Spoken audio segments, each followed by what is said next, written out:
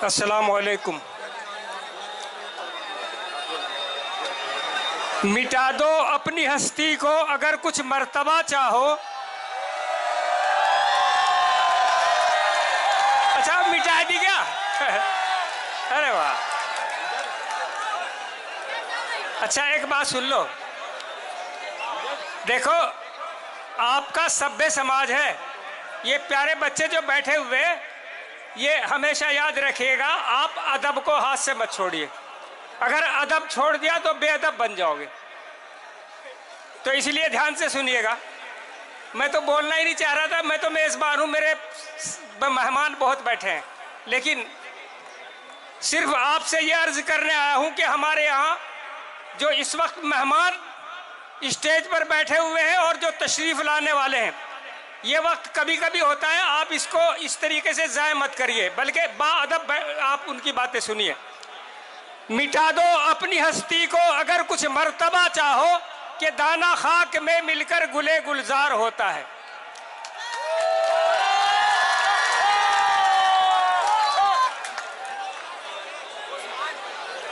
मोहतरम साथियों, आपको बहुत ज़रूरी बात बताने जा रहा हूं। एक तो यह है कि आपको अपना संविधान बचाना है।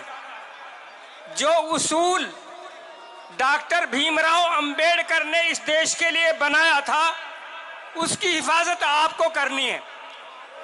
और देश के अंदर जो नफरतें पैदा हो गई हैं, हिंदू मुस्लिम की नफरतें पैदा हो गई हैं, उसको ख़त्म करने के लिए और आपसी भाईचारा पैदा करने के लिए और बेरोजगारी के लिए, इस वक्त हिंदुस्तान का युवा बहुत बेरोजगार है, इसलिए बेरोजगारी को खत्म करने के लिए और महंगाई के खिलाफ आवाज बुलंद करने के लिए और इंसानियत की हिफाजत के लिए आपसे मैं दरखास्त कर रहा हूं कि आप अपना कीमती वोट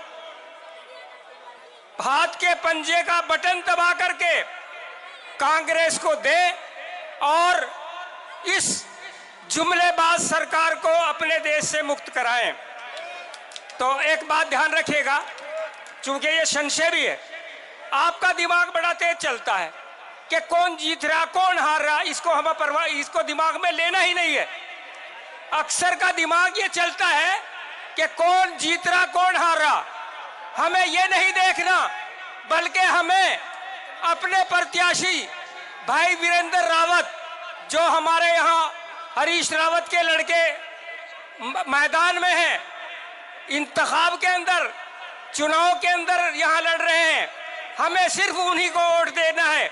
जब आपका दिमाग यकजहती के साथ आ जाएगा तो इंशाअल्लाह कामयाबी बहुत आला पैमाने पर होगी। बस देखिए, मेहमान ख़ुसूसी आपके करीब हैं, ये आप इस तरीके से बेअदबी ना करें, बल्कि आप अपना अदब मलहूज रखें और इस काफिले को आगे बढ़ाएं।